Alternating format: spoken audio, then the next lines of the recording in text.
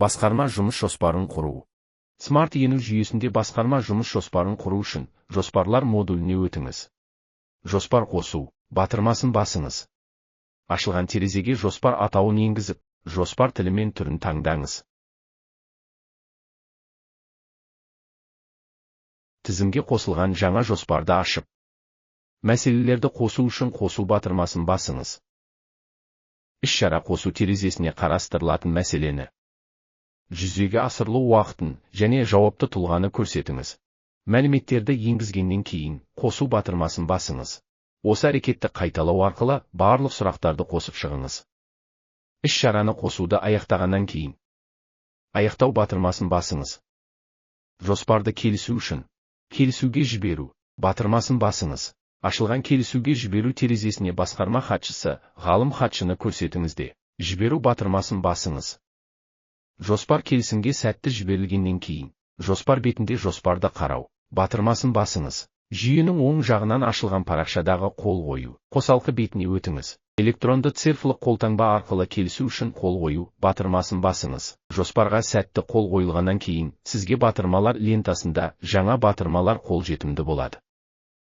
Жоспардан тыс сұрақ қосқыңыз келген жағдайда сұрақ қосу батырмасын басыңыз. Іс-шара қосу терезесіне қарастырылатын мәселені, жүзеге асырылу уақытын және жауапты тұлғаны көрсетіңізде. Қосу батырмасын басыңыз. Жаңадан қосылған сұрақ тізімге жоспардан тыс сұрақ күйінде қосылады. Хаттама құру.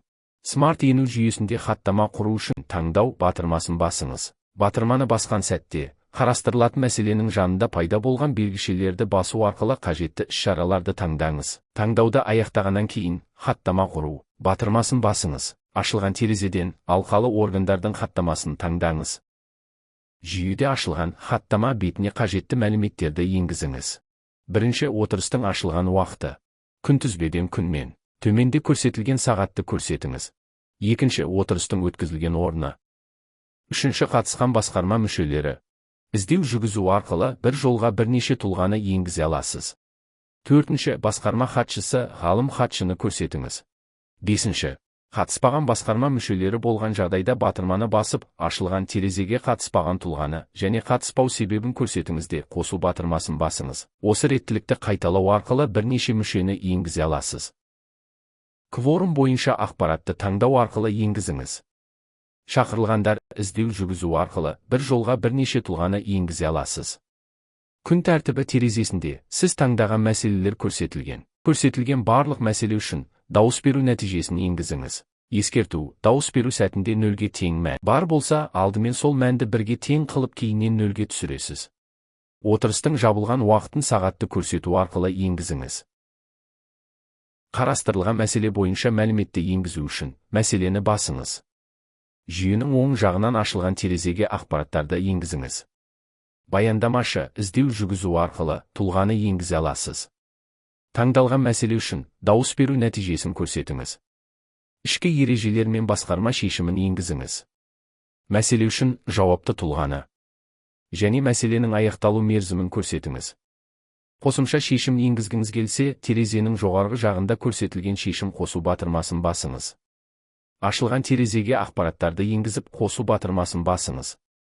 Енгізілген қосымша шешімді көру үшін шешімдерді қарау батырмасын басыңыз. Барлық мәліметтер енгізілгеннен кейін оң жақтан ашылып тұрған терезедегі сақтау батырмасын басыңыз. Кейіннен хаттаманың өзін сақтау үшін сақтау батырмасын басыңыз. Дайын құжатты көру үшін көру қосалқы бетіне өтіңіз.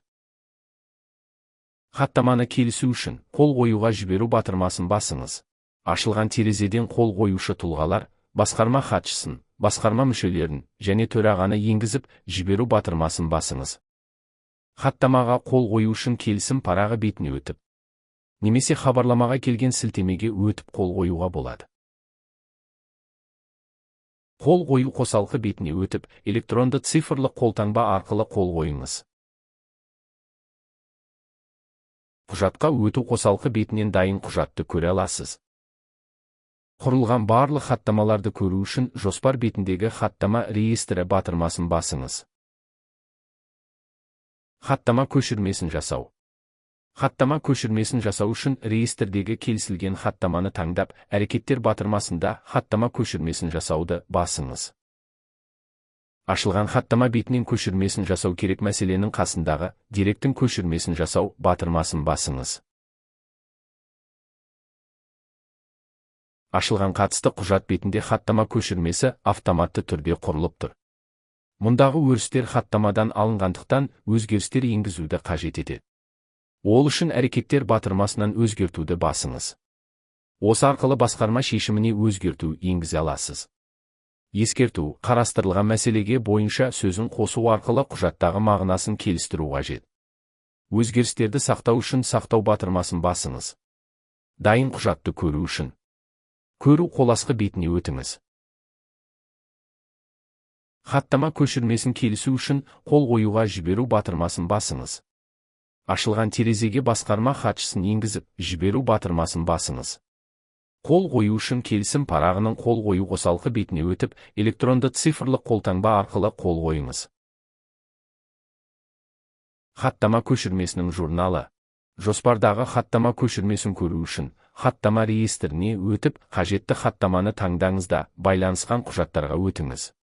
Қатысты құжаттар бетінде сіз таңдаған хаттамаға тиісті құрылған хаттама көшірмелері тұрады.